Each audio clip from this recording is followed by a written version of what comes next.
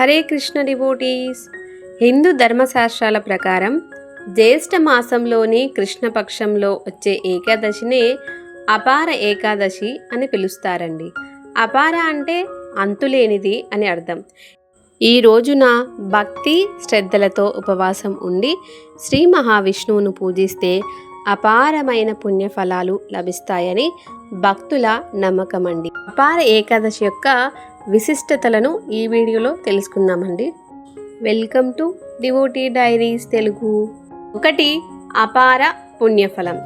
ఈ ఏకాదశి వ్రతాన్ని ఆచరించడం వల్ల గతంలో చేసిన పాపాలన్నీ తొలగిపోతాయని పురాణాలు చెబుతున్నాయి.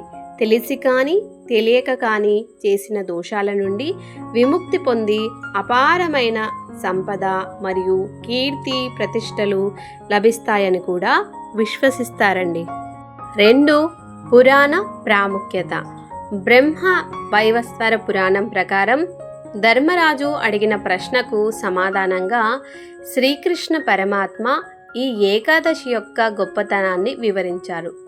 గోదానం, భూదానం లేదా కాశీ వంటి పుణ్యక్షేత్రాలను దర్శించుకోవడం వల్ల కలిగే పుణ్యం కేవలం ఈ ఒక్క ఏకాదశి వ్రతం చేయడం వల్ల లభిస్తుందని సాక్షాత్ శ్రీకృష్ణ భగవానుడే చెప్పినట్లు పురాణ గాథ.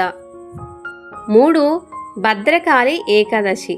అంటే కొన్ని ప్రాంతాల్లో ఈ ఏకాదశినే భద్రకాళి ఏకాదశి అని కూడా అంటారండి. ఈ రోజున విష్ణుమూర్తితో పాటు కొందరు భద్రకాళి అమ్మవారిని కూడా ఆరాధిస్తారండి. 4. వ్రత విధానం. 1. ఉపవాసం. ఏకాదశి రోజు సూర్యోదయానికి ముందే స్నానం చేసి ఉపవాసాన్ని ప్రారంభించాలి. 2. పూజా విధానం. శ్రీ మహావిష్ణువును షోడశోపచారాలతో పూజించి తులసీ దళాలను సమర్పించాలి.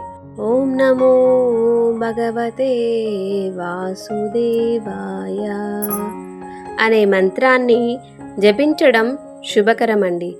3. జాగరణ.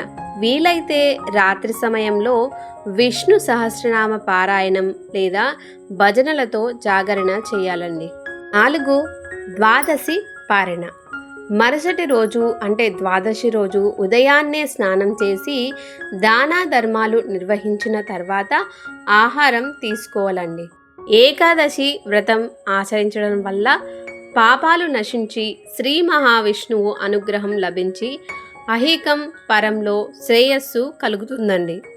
5. వ్రతం చేయడం వలన లభించే ఫలితాలు. మానసిక ప్రశాంతత చేకూరుతుందండి. ఆర్థిక ఇబ్బందుల నుండి విముక్తి కలుగుతుందండి. మరణాంతరం మోక్షప్రాప్తి లభిస్తుందని కూడా భక్తుల గాఢ విశ్వాసమండి. ఏకాదశి వ్రతాన్ని భక్తి శ్రద్ధలతో ఆచరించండి. ఆ శ్రీ మహావిష్ణువు కృపతో సర్వ శుభాలు అందరికీ కలగాలని ఆశిస్తున్నానండి. హరే కృష్ణ.